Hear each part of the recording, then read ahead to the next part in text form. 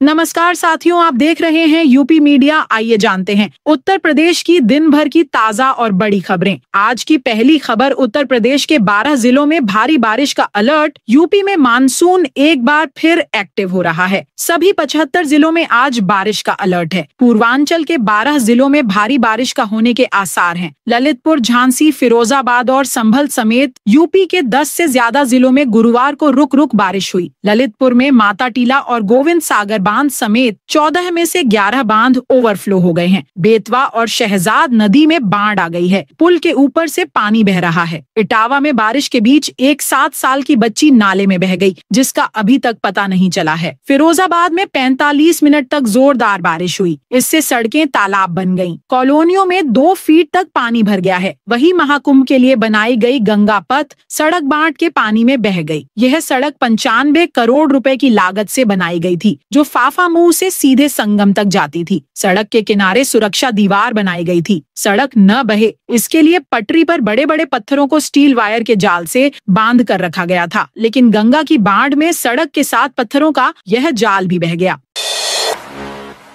लखनऊ शहर में 25% तो ग्रामीण क्षेत्रों में 15% तक बढ़ सकते हैं जमीनों के सर्किल रेट। यूपी की राजधानी लखनऊ में शहर में जमीनों के सर्किल रेट शहर में 25% तो ग्रामीण क्षेत्रों में 15% तक बढ़ सकते हैं। नए प्रस्तावित डीएम सर्किल रेट पर आई आपत्तियों और सुझावों पर गुरुवार को सुनवाई हुई। आधार में गलत नाम से रुक सकते हैं पेंशन, सब्सिडी जैसे कई काम। आधार कार्ड पर नाम की गलत स्पेलिंग भले ही मामूली लगती हो, लेकिन बैंकिंग, सरकारी योजनाओं में नाम, पैन, पासपोर्ट लिंकिंग सहित कई मामलों में यह अड़चन बन सकती है। यूआईडीएआई ने इस परेशानी को हल करने के लिए एक महत्वपूर्ण सुविधा शुरू की है। आप अब बिना किसी ऑफिस जाए आधार कार्ड में गलत नाम की स्पेलिंग को सुधार सकते हैं। भले यह प्रोसेस केवल फील्ड ऑफिस वेरिएशन या आधार केंद्र जाकर संभव था, लेकिन जुलाई 2025 में यूआईडीएआई ने यह सुविधा पूरी तरह डिजिटल और तेज बना दी है, सिर्फ घर से अपने मोबाइल नंबर और दस्तावेजों की मदद से। आप सही कर सकते हैं। कृषि श्रमिकों के लिए नई न्यूनतम मजदूरी दरें लागू। अब हर महीने मिलेंगे 6,552 रुपये। लखनऊ में कृषि कार्यों से जुड़े वयस्क श्रमिकों के लिए न्यूनतम मजदूरी दरें बढ़ा दी गई हैं। अब श्रमिकों को 6,552 रुपये प्रतिमाह या 252 रुपये प्रतिदिन मिलेंगे। श्रम विभाग के अनुसार मजदूरी का भुगतान आंशिक रूप से नकद या कृषि उपज में किया जा सकता है और डिजिटल भुगतान भी स्वीकार्य है। यह निर्णय कृषि श्रमिकों को सुरक्षा और बेहतर भुगतान सुनिश्चित करने के लिए किया गया है। लखनऊ में खुला धर्मांतरण कॉल सेंटर। 3 दिन में 325 पीड़ितों ने की कॉल की। देश भर से धर्मांतरण के मामले लगातार सामने आ रहे हैं। हिंदू खतरे में हैं। विश्व हिंदू रक्षा परिषद ने यह ध्यान में रखते हुए लखनऊ में रविवार को सनातन हेल्पलाइन कॉल सेंटर की शुरुआत की। हेल्पलाइन पर 3 दिन में ही 325 शिकायतें दर्ज की गईं। जम्मू से लेकर कोलकाता तक से शिकायतें आ रही हैं। संगठन के राष्ट्रीय अध्यक्ष गोपाल राय ने दावा किया कि कॉल सेंटर में आने वाली अधिकतर शिकायतें धर्मांतरण से जुड़ी हैं। इनमें छांगुर गैंग से पीड़ित लोग भी शामिल हैं। लोगों का कहना है कि हिंदू लड़कियों को ग्लैमरस लाइफ और अच्छी सेहत का लालच देकर फंसाया जा रहा है। यूपी के सीतापुर में स्कूलों के मर्जर पर रोक। हाईकोर्ट ने कहा अभी पुरानी स्थिति बहाल रखें। लखनऊ हाईकोर्ट ने सीतापुर जिले के 210 में से 14 प्राइमरी स्कूलों के मर्जर पर रोक लगा दी है। कोर्ट ने कहा कि अभी पुरानी स्थिति को बहाल रखा जाए। इस मामले की अगली सुनवाई 21 अगस्त को होगी। यह आदेश गुरुवार को हाईकोर्ट की डबल बेंच ने दिया। इससे पहले 7 जुलाई को कोर्ट की सिंगल बेंच ने यूपी सरकार के मर्जर के फैसले को सही ठहराया था। अखिलेश के मस्जिद जाने पर भड़के मौलाना बोले, पाप किया। अखिलेश यादव की मस्जिद में कथित मीटिंग पर बरेली के मौलाना भड़क गए हैं। मौलाना शहाबुद्दीन रजवी बरेलवी ने कहा, यह मस्जिद की पवित्रता और गरिमा के खिलाफ है। हिंदू नेताओं का जाना पाप है। यह खतरनाक बात भी है। मुस्लिम कौम कतई बर्दाश्त नहीं करेगी। डिम्पल यादव ने मस्जिद की तौहीन की। मस्जिद में जाते समय उन्होंने बिल्कुल ख्याल नहीं किया कि वह कहाँ जा रही हैं। उन्होंने सिर भी नहीं ढका था। उनका पहनावा इस्लाम के ही नहीं भारतीय कल्चर के भी खिलाफ था। उन्हें ध्यान रखना चाहिए कि वह कहाँ जा रही हैं। उनका मस्जिद में जाने और उठने बैठने का जो तौर तरीका था वह गलत था। उन्हें मुस्लिम कौम से माफी मांगनी चाहिए। तत्काल टिकट बुकिंग में बदलाव सत्यापन अब अगस्त से लागू होगा। भारतीय रेलवे ने तत्काल टिकट बुकिंग में आधार कार्ड आधारित OTP वन टाइम पासवर्ड सत्यापन को अनिवार्य करने की योजना को अगस्त 2025 तक के लिए टाल दिया है। पहले यह नियम 15 जुलाई से लागू होने वाला था, लेकिन सॉफ्टवेयर अपडेशन और डेटा सत्यापन में देरी के कारण इसे स्थगित कर दिया गया। उत्तर मध्य रेलवे के मुख्य जनसंपर्क अधिकारी शशिकांत त्रिपाठी ने बताया कि तकनीकी चुनौतियों के कारण यह बदलाव अब अगस्त में लागू होगा। तब तक यात्री पुराने नियमों के तहत ही तत्काल टिकट बुक कर सकेंगे। लखनऊ से अमृत भारत ट्रेनें अब जम्मू चंडीगढ़ तक जाएंगी। लखनऊ से सफर करने वाले हजारों यात्रियों के लिए राहत की बड़ी खबर है। रेलवे बोर्ड अब लखनऊ से जम्मू, चंडीगढ़ और देहरादून जैसे दूरस्थ शहरों के लिए अमृत भारत एक्सप्रेस शुरू करने की योजना बना रहा है। इस पर तेजी से मंथन चल रहा है और उम्मीद जताई जा रही है कि 3 महीने के भीतर ये ट्रेनें शुरू हो जाएंगी। इन शहरों के लिए फिलहाल गिनी चुनी ट्रेनें हैं और अक्सर लंबी वेटिंग या महंगे एयर टिकटों के कारण यात्रियों को परेशानी झेलनी पड़ती है। ऐसे में अमृत भारत जैसी लो कॉस्ट और तेज ट्रेनें गेम चेंजर साबित हो सकती हैं। तहसील पर सुनवाई न हो तो करें कार्रवाई। गोरखपुर दौरे के तीसरे दिन सीएम योगी आदित्यनाथ ने शुक्रवार को जनता दर्शन में आए लोगों की समस्या सुनी। गोरखनाथ मंदिर परिसर में आयोजित जनता दर्शन में सीएम 200 फरियादियों के पास पहुंचे और उनकी पीड़ा जानी। अधिकारियों को समाधान के लिए निर्देश दिया। सीएम ने कहा कि तहसील स्तर पर ही मामलों का निस्तारण कर लिया जाए। तहसील स्तर पर यदि कोई अधिकारी सुनवाई नहीं कर रहे हैं तो उन पर सख्त कार्रवाई की जाए। उन्नाव में उर्वरकों की कालाबाजारी पर सख्ती। उन्नाव में उर्वरकों की उपलब्धता को सुचारू बनाए रखने, कालाबाजारी पर रोक लगाने और ओवर रेटिंग व टैगिंग जैसी अनियमितताओं को नियंत्रित करने के लिए जिला प्रशासन सतर्क हो गया है। जिला कृषि अधिकारी शशांक के नेतृत्व में जनपद भर में उर्वरक विक्रेताओं की दुकानों पर लगातार छापेमारी की जा रही है। इस दौरान कई अनियमितताएं सामने आने पर कार्रवाई भी की गई। झांसी में नेशनल हाईवे पर आई नदी की मछलियां। झांसी में गुरुवार को हुई बारिश के चलते रक्सा क्षेत्र की पुरन नदी उफान पर आ गई। नदी की मछलियां नेशनल हाईवे पर तैरने लगीं। वहीं शाम को नदी का जलस्तर बढ़ने से पुल के ऊपर से पानी बहने लगा। ऐसे में कुछ युवक जान जोखिम में डालकर स्टंट करने लगे, लेकिन जैसे ही तेज धारा में आए तो बाइक समेत बहने लगे, जिसके बाद ग्रामीणों ने उन्हें बचाया। 21 महीने में 24,000 निवेश MOU को धरातल पर उतारने का लक्ष्य। उत्तर प्रदेश में करीब 38 लाख करोड़ के MOU के बाद उन्हें जमीन पर उतारकर उत्पादन शुरू करने के लिए पहली बार समयबद्ध टारगेट दिया गया है। यूपी में 24,000 से ज्यादा निवेश प्रस्ताव आए हैं। इन्वेस्ट यूपी के 40 अकाउंट्स मैनेजरों को 100 MOU धरातल पर उतारने का टारगेट दिया गया है, जो 100 करोड़ से ऊपर के हैं। वहीं 100 करोड़ से कम 19,500 MOU को इकाई में बदलने के लिए उद्यमी मित्रों और GMDIC को जिम्मा दिया गया है। सभी को 7 तिमाही के अंदर MOU को उत्पादन इकाई में तब्दील करने का लक्ष्य दिया गया है।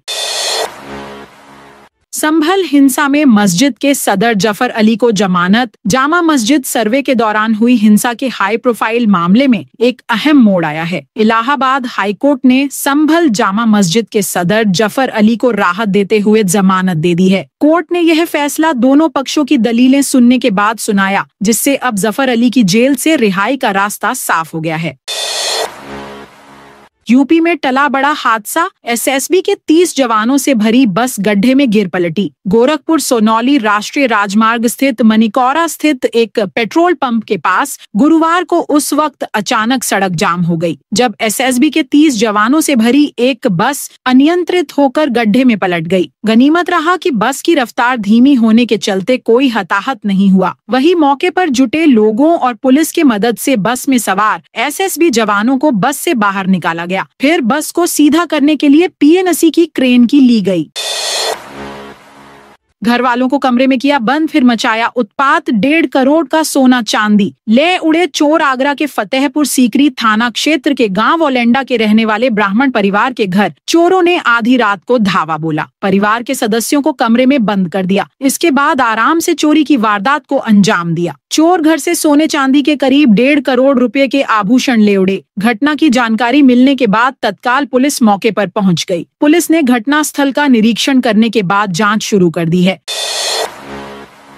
यूपी का ये टोल प्लाजा 5 दिन बाद चालू, 2.5 करोड़ का नुकसान। दिल्ली देहरादून हाईवे स्थित सिवाया टोल प्लाजा 5 दिन बाद बुधवार रात चालू हो गया। कांवड़ यात्रा पर दोनों ओर कांवड़ियों और अन्य वाहनों की भारी भीड़ को देखते हुए टोल प्रबंधन ने 19 जुलाई को टोल फ्री कर दिया था। टोल की सभी 14 फास्टैग लेन से बूम हटा दिए थे। टोल की लेन में कार्यरत कर्मचारियों की ड्यूटी भी इन 5 दिनों तक वहीं पर व्यवस्था में लगाई गई, ताकि कोई टोल के बूम और बूथ को नुकसान न पहुंचाने पाए।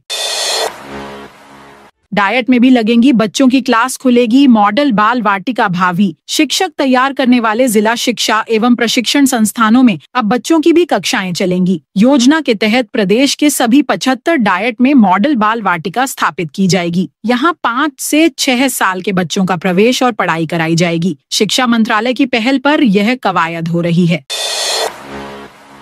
लर्नर लाइसेंस के लिए मान्यता 10 प्रमाण पत्रों को इस्तेमाल में सिर्फ आधार कार्ड। लर्नर लाइसेंस की फेसलेस व्यवस्था की गड़बड़ियां आवेदकों के लिए मुसीबत बनी हुई है। सड़क परिवहन एवं राजमार्ग मंत्रालय ने ऑनलाइन व्यवस्था की जिम्मेदारी NIC को दी है। लाइसेंस बनवाने के लिए 10 प्रमाण पत्रों को मान्यता दी गई है, लेकिन NIC के सॉफ्टवेयर सारथी पोर्टल पर आधार कार्ड अनिवार्य है, जिससे आवेदकों को लाइसेंस बनवाने में दिक्कतें पेश आती हैं।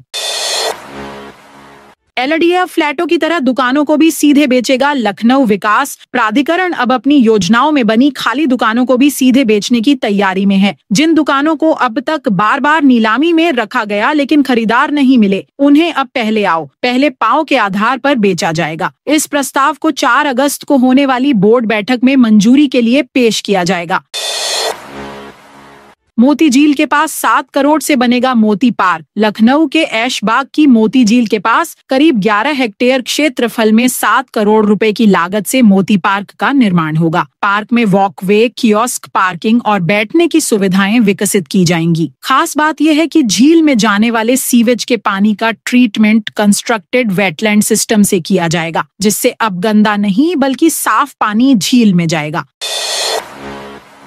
10 लाख बच्चों को दी जाएगी कृमि मुक्ति दवा। गाजियाबाद जिले में 11 अगस्त से राष्ट्रीय कृमि मुक्ति दिवस पर एक बड़ा स्वास्थ्य अभियान शुरू होगा। इस अभियान का लक्ष्य शहरी और ग्रामीण क्षेत्रों के 0 से 19 वर्ष तक के 10 लाख से अधिक बच्चों को पेट के कीड़े मारने की दवा एल्बेंडाजोल देना है। इस बार की तैयारियां अधिक व्यवस्थित हैं। पहली बार स्वास्थ्य विभाग बच्चों के अभिभावकों से सीधे मोबाइल कॉल के माध्यम से संपर्क करेगा। यह सुनिश्चित करेगा कि हर बच्चे तक दवा पहुंचे और कोई छूटे नहीं। अभियान की सफलता के लिए 500 से अधिक टीमें गठित की गई हैं। साथ ही 1000 से अधिक आशा कार्यकर्ताओं को 7 अगस्त तक पूरे जिले में सर्वे कर बच्चों का डेटा तैयार करने का दायित्व सौंपा गया है। 105 बीघा अवैध प्लॉटों पर हो रहे निर्माणों पर गर्जा बुलडोजर। प्रयागराज विकास प्राधिकरण ने शहर के अलग अलग हिस्से में कार्रवाई कर 105 बीघा अवैध प्लॉटों पर हो रहे निर्माणों को गिरा दिया। पीडीए के प्रवर्तन दल ने सबसे बड़ी कार्रवाई रावतपुर में की। यहाँ 60 बीघा अवैध प्लॉटिंग पर दर्जनों निर्माण ढाए गए। प्रवर्तन दल ने फाफामुंह में 3 अवैध निर्माणों को सील किया। गोरखपुर में पति पत्नी पर लगा गैंगस्टर मकान दिलाने के नाम पर भोले भाले लोगों से किए थे लाखों की ठगी। शाहपुर पुलिस ने प्रधानमंत्री आवास योजना के नाम पर लाखों रुपए की ठगी करने वाले गिरोह पर शिकंजा कसते हुए गैंगस्टर एक्ट के तहत कार्रवाई की है। गिरोह के सरगना विनोद माली और उसकी पत्नी अनुसुईया देवी पर केस दर्ज किया गया है। गिरोह के खिलाफ तैयार गैंग चार्ट को डीएम गोरखपुर से अनुमोदन मिलने के बाद थाना शाहपुर में केस दर्ज किया गया है। संत प्रेमानंद ने बचपन में जहां लगाया ध्यान वहां बन रहा राधा रानी का मंदिर। कानपुर के सैमसी गांव में वृंदावन के संत प्रेमानंद महाराज के बचपन की साधना स्थली पर राधा रानी का भव्य मंदिर बनने जा रहा है। जहां महाराज ने 4 वर्ष तक साधना की, उस भूमि को धर्म स्थली के रूप में विकसित किया जा रहा है। ग्रामीणों के सहयोग से देवरा माता मंदिर ट्रस्ट का गठन हुआ है और मंदिर निर्माण का कार्य शुरू हो गया है। तो दोस्तों, यह थी आज यूपी के सभी जिलों की खबरें। आप इस वीडियो को कौन से जिले से देख रहे हैं, उस जिले का नाम बताइए।